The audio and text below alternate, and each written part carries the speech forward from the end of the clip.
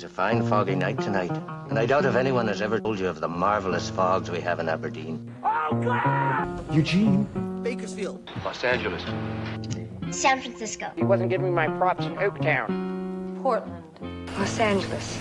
Los Angeles de California. San Francisco. San Francisco. You gotta find your Irvine. Irvine? And Hanford. Eugene. Seattle. Seattle. Seattle. Sacramento. Fresno. We're going to Vancouver. Modesto, California. San Diego. Gina. You know, there might be an opening for a manager in Visalia next spring. Yakima, right? Vallejo, California, the V.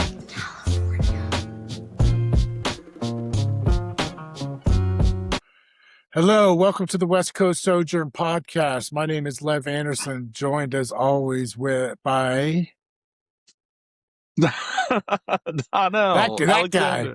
Yeah, that guy. That guy. Donnell Alexander. Hey, what's going on? We are coming to you today on April the 20th, known by in some circles as 420, the day they celebrate cannabis culture.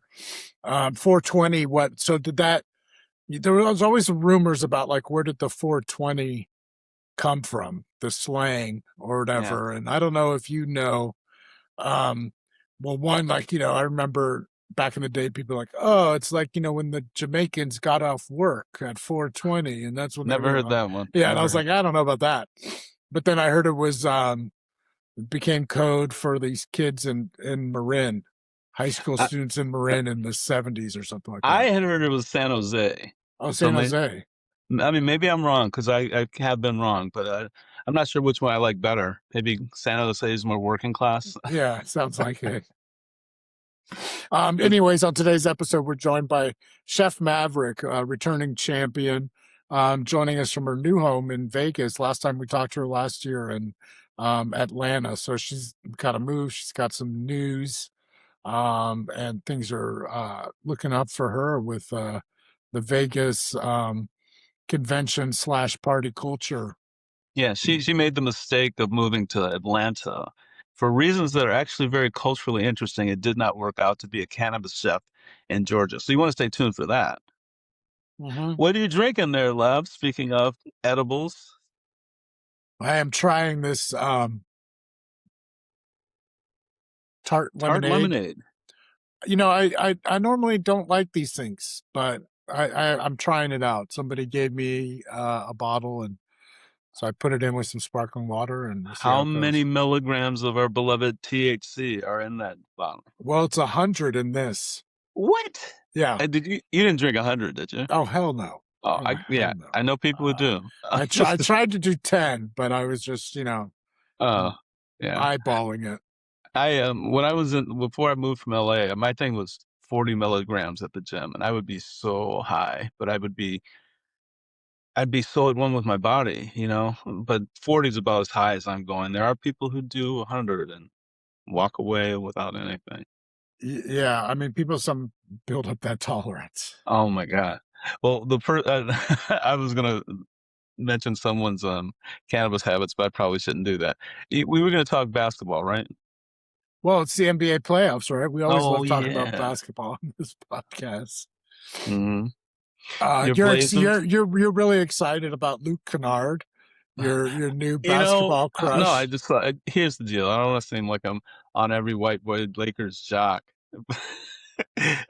but Luke Kennard played an amazing game because LeBron set him up. Because LeBron is a genius of basketball. I think when all the hype's gone and all that, and the Jordan comparisons are finished, just the basketball IQ of LeBron alone will get people to say, this is the greatest player ever. But Luke Kennard scored 27 points to help lead them to beat the shorthanded Lakers. These shorthanded Lakers beat the Houston Rockets. But, as I always remind people, I follow the Lakers, not a Lakers fan. Did you see that post by any chance that the oh my God, what's the name of the company that does all the surveillance stuff? Palantir, who the Lakers are invested in. He posted this white supremacist, nakedly white supremacist post on Twitter and got banned. He got They banned. got banned? Yeah, permanently banned. By X.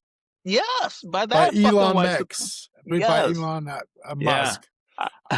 What was it? I mean, I don't want to platform it necessarily, but I'm just curious. It was really 2 points that people were really focused on about the irredeemable nature of minorities. It was 2 different items on this list of like 20 things about the responsibility of the tech sector. I'm paraphrasing, and maybe I'm not quite characterizing it the way it ought to be, but the whole thing was a post full of hubris in the sense that these people are drinking their own Kool-Aid. They're sniffing their own farts as far as I'm concerned. Yeah. But the whole thing was just hubris like a motherfucker. There's no other modifier for it except like a motherfucker. And then you got the 21 and 22, the points on there about the minorities, and even Elon was like, "You're doing too much, dude. You're blowing my cover." Anyway, the guy got permanently banned. I just glimpsed at it this morning. I saw the actual post yesterday and was naturally appalled. But the response was surprising that it's coming from X, which we think of as a fascist paradise. They're all about free speech and everything else, right? Like So I took you to that point, and I guess because I didn't want you to have your moment to talk about the Blazers. Because you're saying I'm a white supremacist. Is that what you're saying? That's what I'm saying. No, I took it away because I was thinking about the Lakers and not rooting for the Lakers, which I think everyone should do. You should not buy their merchandise. And I had a picture that I was posting of my daughter and me in Dodgers jerseys because the guy owns the Dodgers. I took that down. Not supporting the Lakers. I follow the Lakers, but your team, I want to just point out they're exactly the team I said they'd be at the start of the year. Except they're the 8th seed. I feel like the 8th seed. I feel like Mike Wise laughed at us for noted hoops writer Mike Wise laughed when I suggested they can make the playoffs, but they are in the playoffs as the 7th seed against San Antonio, and it's great because rather than watching them get blown out by Oklahoma City, we get to watch them get blown out by Victor Wembanyama and then the Spurs, which is much more entertaining because Victor Wembanyama is a freak. If you don't watch basketball, he's a 7'5" Frenchman who it looks like a superhero out there. He looks like Mr. Fantastic or something. He's smooth with his movements. He's not like this gawky, awkward 7-footer. He is the next big thing in basketball. Mm-hmm. Yeah, and it's funny because he's so maturing that it's easy to forget that it's still really early, and especially for a big guy like him to get his shit together, he's got some growing to do. And and I even you as you're talking about him, like his unevenness in his game, I think is a little bit forgivable, unless I don't want him to be Ralph Sampson where we get a glimpse of it and then because he's so tall and lanky, he hurts himself and we don't see it again. But I want to see what he turns into. As much as I hate it as a Blazer fan, San Antonio will have another dynasty, and that's okay because this guy's entertaining, and he seems cool and down to earth and all that. As high up as he is. But we've 2 other Blazers things I'd like to talk about. Chris Dudley, for starters. Can you remind people who Chris Dudley is? He's not really a Blazer, is he? But it's an Oregon hoops news. Well, so Chris Dudley was an NBA player, and talk about big dudes that can't really play. He was literally like one of the people that would define the term big white stiff. These 7-foot white dudes that just were there because they were so big, but they weren't necessarily skilled. He was a notoriously horrible free throw shooter. I don't know if he holds the record for that, but I mean, it's like, 50% territory. Shaq comes to mind. I think Shaq was probably a better free throw shooter than Chris Dudley. And Shaq was a way better player than Chris Dudley. And I think he spent maybe 2 years with the Blazers, during some horrible Blazer years. I don't remember him being on any good teams really. This would be the 2000s, maybe early 2000s. Yeah, I think like after Sabonis. After the Blazers made their playoff pushes towards the championship but failed in the Jail Blazer era, he maybe came around around the tail end of the Jailblazer Did you era. watch that, by the way? I have not watched the Jailblazers documentary yet. We got to watch it. Okay, But I let me. won't say. I won't say anything. I gotta say one thing. Okay. Weed's a big part of it, and the fact that they didn't mention that everybody smokes weed in Portland, so many people in Portland smoke weed, I think was a real credibility underminer. But that's all I'm gonna say. You can have that in your head as you watch it, but please go on. Yeah, I get that. Yeah, for sure. And anyway, so Dudley, I don't know that anybody really likes him that much, but he carries a certain cachet, I guess, for being He went to Yale. Local guy. Yeah, he went to Yale. He's not, a dumb jock, I guess. And he ran so he's running for governor now, and as a Republican. He ran as governor as a Republican before and didn't do very well. So I guess now, because of Trump or something, he thinks people like Republicans. I'm not really sure his whole logic. I mean, that shows right there that his political strategy isn't great. I think it's because the Oregon governor right now is pretty unpopular. I think it's really hard to say what kind of a job she's been doing. Oregon's financial situation is so fucked. We pay high taxes and we get shit for them, and it's a mess fiscally in Oregon these days. But what I would say is, I don't know how credible of a candidate it is. I feel like he's just this guy that, he got a little money from Phil Knight, and he thinks he might be able to solve problems, but he's never taken the time to actually run for any office other than governor. He wants to just go straight to the top. He doesn't want to do the dirty work of organizing, coalition building, doing real legislative work on the ground. He doesn't want to, he could have run for state assembly and probably won a seat, but he didn't have time for that. So then he thinks he can just kind of come in and be governor. And that's how and it just is a kind of a turnoff, Yeah. He's no Chris Cluey. You have to go back a few episodes to get that one. I want to tell my story about Chris Dudley when I was covering the Knicks, and I came out one weekend to cover the Knicks playing the Lakers at the in Anaheim. I'm sorry, what am I saying? This is just me spacing. You will never see this because I'm going to cut it out. The San Diego Clippers? No, they were in Inglewood at the Forum, and it's 420 people. They were in Inglewood at the Forum. Knicks Lakers Sunday afternoon matinee. Kobe and Shaq versus that Knicks team that made the finals that year. And maybe I've told you the story, but I got seats under the basket at the Forum.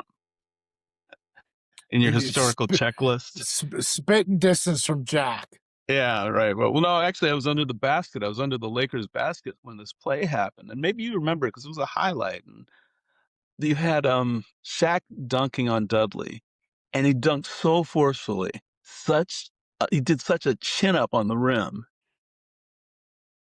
His balls came up and smacked Dudley in the face.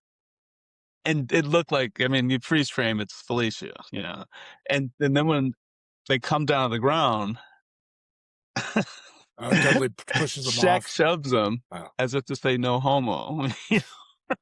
Like that. And Dudley's embarrassed. Dudley is completely pissed off. He grabs the ball and throws it at Shaq and hits him in the ass. As Shaq's running down the court, half court, the ball hits Shaq in the ass because Dudley's throwing it at him. It's like the sickest dunk, one of the 10 sickest dunks you ever want to see, not just on style points, but just the aftermath of it. Anyway, you can see me in the background because this highlights on the internet. I'm under the basket going, oh shit. Because you just never see that. And it was Dudley who lost his composure. I'll always remember that about him. But here's the other funny thing about Dudley. That Knicks team was super close that year. And once in Milwaukee, I saw Chris Dudley and Latrobe Sprewell walking to the mall together. It's like the odd couple from hell. But it was one of those things that just showed me about basketball, that the sense of team is so powerful. Whatever personal differences you might have, your teammate is your teammate, Really fun to see.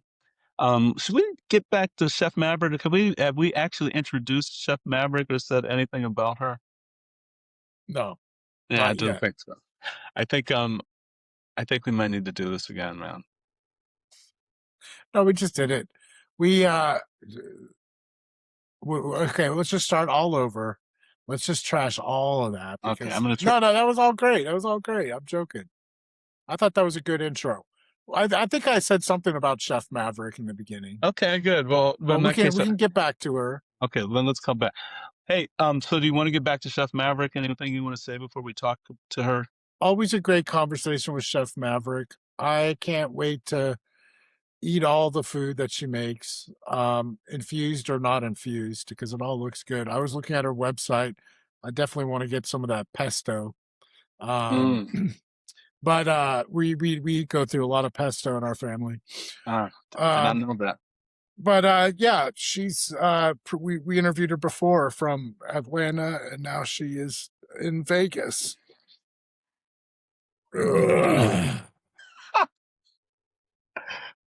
We are trying to do this. You know, the thing about Chef Maverick is after our experience with Chef Wendy Zhang when we were in LA selling the new book Ghetto Celebrity. Oh yes. That you can pre-order now. Danelle will not put in the self-plug, so I will do it now. You can order Danelle's book, Get a Celebrity, from Barnes & Noble and also Amazon, which I did Amazon because I have Prime, so I'll get the free shipping. I know. And I'm very excited to read it. You know that I made a point of I almost didn't include Prime. If I'd done it primarily on Prime, it would have been done so much faster, but I didn't want to give them the sole control of my book. Yeah. So I included it, and I included bookshop.org in case even Barnes & Noble is too mainstream for you. But people are really responding favorably to the book. I'm hearing that the third time they're reading it is still really good.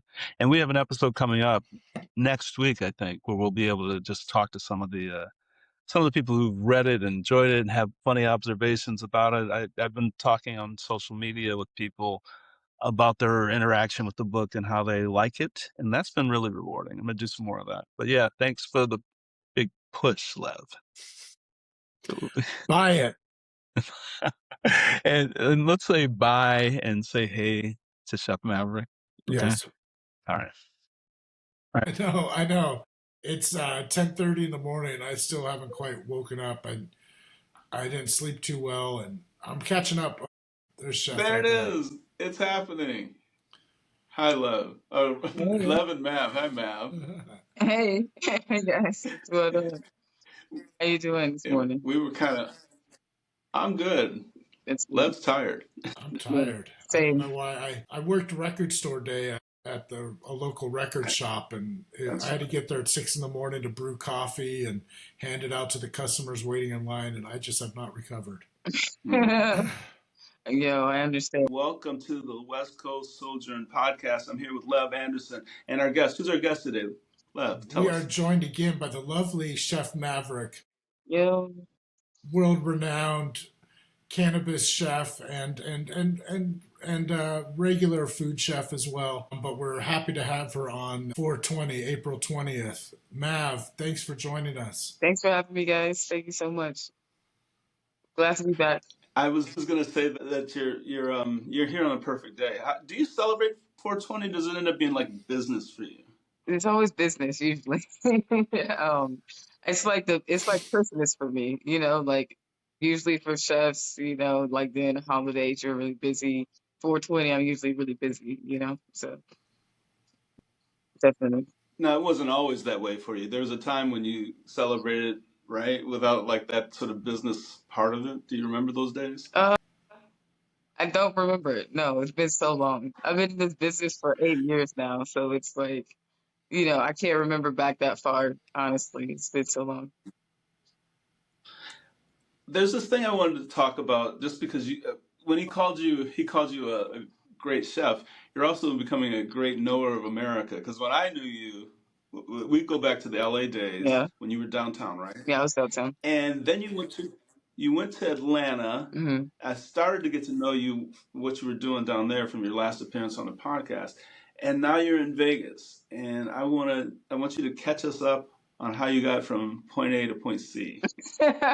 Yeah, well, I was in LA first, of course, for the longest time, but it kind of was over LA a little bit. When I moved to Atlanta, I was really excited about a cultural change.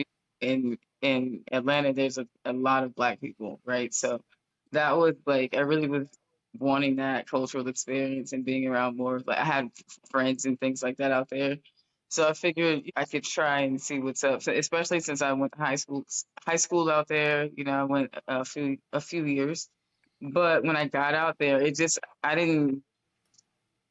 feel like I didn't research enough. I thought it would be like okay for me, but business wise, it killed me. It really did. It was just like not the demographic for me. Um, and then when it came to like catering, Wait, things wait, like wait. I'm that, sorry. I'm sorry. You have to stop there. Not the demographics for you. What no, does that mean? no, it's not. It wasn't. Meaning, like, as a celebrity chef, like, I'm used to a certain caliber client base, clientele, but it wasn't that same clientele out there who could actually, like, afford my services. You know what I mean? When it comes to, like, being a private chef and doing events and things like that. Yeah, there are more Black people, but those Black people aren't necessarily willing to pay for, like, a specialty service. They may not have the budget for that or willing to pay someone that much money to do something for them. That was just my experience. So they were there. I got a lot of requests to do caterings for like literally $0 almost. It seemed people looking for you to cater for like 20 people for $500. Like that's just not gonna work for me. That's just not what I'm used to. So just, I honestly didn't really cater that whole year I was there. I didn't cater. I just did a couple private things, but not big caterings like I was used to in LA. I actually lost six figures moving to Georgia. Whoa. I mean, aside from the money, that has to be so disappointing in the cultural sense to Yeah, know it that really people was. wanted to be It there. was very disappointing for me. And so and after like I think I was there almost 2 years, like a year and a half, something like that. After a while, my fiance and I both realized it just wasn't the area for us. And so we started to think about what would make the most sense. And we actually debated between Miami and here in Vegas. Miami it was a little bit more expensive, but it had some things going on. But for me, like being in a state that has legal cannabis, number one. Number two, people are in and out of town consistently looking for experiences. They come here to do something, significant, events and conferences and things like that. And they're typically are looking for someone with my services. So I felt like Las Vegas ended up being the right place for us, honestly. And I really like it out here. It's been really cool since we got here. I got here in July, and so it's been almost a year. Yeah. I Yeah, gotta ask this. Vegas seems perfect for that. Your kind of work because it's also going to be you're having like new people come in all the time. I mean, Hmm. I'm sure you get repeat customers, but the fact that there's always somebody there, Hmm. and I think also when people go to Vegas, they're looking for all types of experiences. You tie in a dinner with Chef Maverick with a trip to the Sphere or something, and Hmm. you'll have a great time. Or like, they got all these other things now. Just it's not just casinos for people that haven't been out to Vegas lately. There's all kinds of things happening out there. I It was is. down there for a family reunion and over Christmas, so we did like the Omega Mart thing, and then there's like that John Wick experience thing, and there's just all sorts of stuff going on out there, and the food culture is amazing as well. It is definitely. I had wanted to ask just one more sort of weed industry question. Hmm. What's it like? The cannabis industry you left in California was kind of messed up. It Yeah. was like a breaking system. How's it? What's the transition like to go from something that's borderline what's it called? Borderline dysfunctional Hmm. to a place that just has a very immature industry? Is there a difference? Um, I feel like there is a difference. I feel like in California, it was a lot harder for me to kind of break into and get into that market. Really, it was. Out there, it's like a buddy buddy situation. It's not what you know, it's who you know, and if who you're paying and all that stuff. It's kind of a little bit corrupt in a way. Out here, I feel like it's Yeah. still young in it. not young. It's been around for a while. Like they have consumption, which is something that I think California might have now, but back then it was kind of like up in the air. And the only thing here is that the legislation moves very slow because the commission only meets every 2 years. And so like when it comes to getting things changed or like, modifying policy, things are a little slow creeping. But I feel like since I've been here, I've made a lot more connections, a lot more is happening for me. And I just think that people are a little bit more receptive as well as to what I have going on, and they're looking for something different. They don't have what I do is a little bit unique than most brands. So I feel like I'm in the right place, especially because food culture and cannabis actually collides often here. So Yeah. That's that's all really compelling stuff and stuff I wanted to talk about. But what I meant was going from LA to Georgia, where is there even there's no, medical there? What do it's they do? medical and like you have like the Delta and all that stuff, hemp basically. And then they had like a new some legislation change in October of I think 2024, 2025. I'm sorry, I can't remember. I think it was 24 that it changed a lot of things too because I ended up getting a couple like some of my Delta products in smoke shops and things. But then they changed to where they put a lot more clap down on edibles. They changed the law around edibles in Georgia, so it was kind of like I couldn't really do much after that. Um, there's some sort of market, but it's not that good out there. It's just basically hemp derived products unless you're medical. Oh. Right. And so for our listeners that aren't aware, like so Delta is basically it's like the compound, or I don't know if it's the compound, but it's more hemp derived, so it's coming from the male plant, which doesn't have all the THC, so it's a much more lower grade kind of high than you might be experienced with cannabis products. Right. And also I want to add too, like I think people also get a little scared by edibles sometimes because they've had some bad edible experience. But Hmm. when you put it in the food, you're doing it at low enough amounts that it's more like, drinking wine with dinner or something, Right. maybe. It's not like this overwhelming paranoia experience Right. as you're eating or anything. I'm just throwing that out there. And so the Delta, am I right? Is that like a name for a compound that's found And specifically in it's the like hemp it's products Delta or 8, there's Delta 9, there's Delta 10. There's all kind of these are cannabinoids that's found in the hemp and cannabis Yeah, plant. there are about 80 of them. Yeah, it's a lot of them. So this like Delta 9 actually like is the psychoactive component that gets you high in THC in marijuana or in hemp, oh, okay. but it's like the processing of it, the way that it transfers into THCA is the difference, I believe. And it's like with what's allowed in the smoke shops, it's like it's the hemp derived product that when once you light it, it'll turn into THCA, and that like as long as it's under like 0.3%, basically it's legal federally. As long as it has under 0.3% THC.